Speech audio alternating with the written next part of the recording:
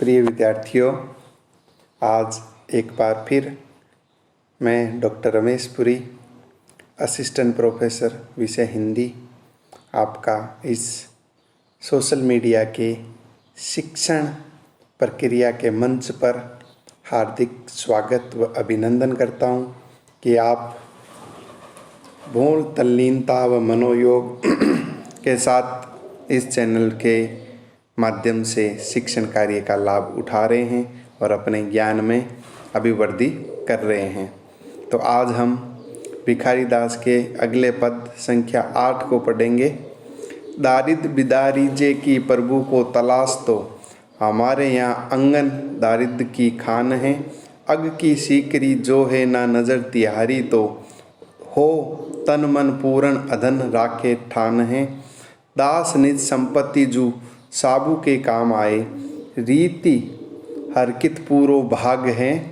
आपनी विपत्ति को हाजिर हो करत लखी, राबरे की विपत्ति बिदारण की बान है। प्रस्तुत पद भिखारी दास द्वारा रचित है, जिसमें उन्होंने अपने आप को दीनहीन पतित मानते हुए भगवान से उद्धार की कामना की है। दारिद का अर्थ है दरिद्रता। बिदारीजे का अर्थ है दूर करना। कि प्रभु को तलाश तो तलाश मतलब आस हैं या ढूंढ रहे हैं। हमारे यहाँ अंगन दारिद की खान है, दरिद्रता की खान है। अर्थात भिखारी दास जी अपनी दरिद्रता, पापाचार और भक्ति को श्री राम के समक्ष प्रस्तुत करते हुए कहते हैं कि हे प्रभु, कि इस संसार में अगर आपको दरिद्र व्यक्ति और दरिद्रता का दूर करने की तलाश है, अर्थात दारिद बिदारीजे दूर करना, अर्थात आपको दरिद्र व्यक्ति एवं दरिद्रता को दूर करने की तलाश है और कोई नहीं मिला है, तो हमारे यहाँ अंगन दारिद्र की खान है। हमारे यहाँ पे आंगन में, घर आंगन में दरिद्रता का बिखरी पड़ी है, दरिद्रता की ये खान बनी हुई है। अग की सीकरी जो है ना नज़र तिहारी तो हो तन मन पूर्ण अधन राखे ठान। अग मतलब पाप, सीकरी मतलब श्रृंखला या सांकल, जो है ना नज़र तिहारी तो हो तन मन पूर्ण, मेरा तो तन मन पूर्ण रूप से अधन मतलब पापी हैं, राखे ठान और पाप करने की आगे भी ठान रखी हैं।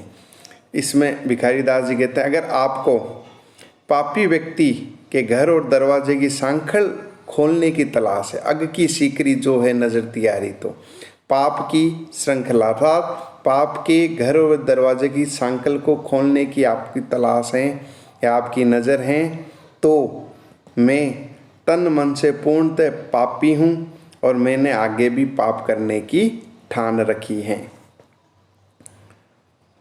निज संपत्ति जू साब के काम आए। भिखारी दास लिखते हैं कि किसी भी दास व सेवक के लिए उसकी संपत्ति तब भी महत्वपूर्ण है जब उनके भगवान के काम आए। अर्थात अगर उसके पास भक्ति है, वो भक्ति अगर ईश्वर को की जाए तभी ही काम की है। रीति हरकित पूरो भाग अनुमान है कि मैं इस भक्ति को, हमारी संपत्ति प्रभु की भक्ति का माध्यम बने, इससे हमें बड़ी प्रसन्नता की बात और क्या हो सकती है। रीति हरकित मतलब प्रसन्नता, रीति मतलब एक ढंग, अर्थात कि मेरी जो भक्ति है वो प्रभु के काम आए, तो इससे बड़ी प्रसन्नता की बात और क्या हो सकती है। पूरो भाग अनुमान है और हमारा अनुमान है कि इससे हमारा भाग्य भी चमकेगा, अब हमारा अहोभाग्य होगा कि हमारी संपत्ति प्रभु के काम आएगी। आपने विपत्ति को हाजिर हो करत लखी, कि मैं अपनी विपत्ति को लेकर के आपके सामने उपस्थित हूँ। आप लखी मतलब देखिए, रावरे विपत्ति बिदारण की बान है कि अब तो आपकी विपत्ति को दूर करने की या उसकी बचाने क्या समय है। अर्थात आप अब तक पतित पावन, पतित उद्धार वाले कहलाते थे और विपत्ति को दूर करने वाले कहलाते थे। आपकी उपाधि व प्रसिद्धि भी विपत्ति विदारण की है, अब ये आपका समय है कि आप मेरी विपत्ति को दूर करते हैं या नहीं करते। प्रस्तुत पद्य की भाषा सरल सुबोध बोधगम्य है। साहित्यिक ब्रज भाषा का प्रयोग किया गया है। सवय या छंद का इसमें प्रयोग है और भक्ति रस की अभिव्यंजना इसमें की गई है। आगे चलते हैं, आइए। पद संख्या 9। राम को दास कहावे सब जग, दोष हु रावरो दास निनारो। बाहरी भरोसो ये सब ऊपर हुए है, मनोरथ सिद्ध है यारो। राम अदेवन के कुछ घाले बले, भयो भो देवन को रखवारो। दारिद धाली जो दीनन पालिबो, राम के नाम है काम तियारो। प्रस्तुत पद भिखारी दास द्वारा रचित विष्णु पुराण भाषा से अवतरित है। इसमें अपने उद्धार की कामना भिखारी दास ने अपने स्वामी श्री राम से की है। राम को दास कहावे सब जग, इसमें कह रहे हैं कि संपूर्ण जगत है वो राम का दास कहलाता है। रावरो दास निनारो, दोष हूँ मतलब दोषपूर्ण। रावरो मतलब आपका, दास मतलब भिखारी दास अपने को, निनारो मतलब बेचारा। प्रस्तुत पद्य में श्री राम की सर्वव्यापकता और कल्याण भावना का दिग्दर्शन कराते हुए कवि कहते हैं कि राम को दास कहावे सब जग, संपूर्ण जगत राम का सेवक है, उसका दास कहलाता है। दोष हूँ रावरो दास निनारो, लेकिन मैं दोषपूर्ण हूँ इसलिए बेचारा। निनारो मतलब बेचारा, आपके सेवक भाव पद से वंचित केवल एक दास मात्र हूँ। दोष हूँ अर्थात दोषपूर्ण हूँ, रावरो दास न, और मैं बेचारा आपका केवल एक सामान्य दास बन करके रह गया हूँ। बाहरी भरोसो ये सब ऊपर हुए, मनोरथ सिद्ध हयारो। हयारो मतलब हमारा, मनोरथ मतलब सिद्धि, जो मनोकामना है वो सिद्ध मतलब पूर्ण होगी। सब ऊपर हुए मतलब इन सब में जितने भी पाप किए हैं इसके ऊपर भी मुझे ये मन में पूरा भारी भरोसा ये मतलब हृदय, भरोसा मतलब विश्वास, कि मुझे आप पर और मेरी भक्ति पर इस हृदय में पूर्ण विश्वास है कि हमारा मनोरथ पूर्ण अवश्य होगा, मनोरथ सिद्ध अवश्य होगा।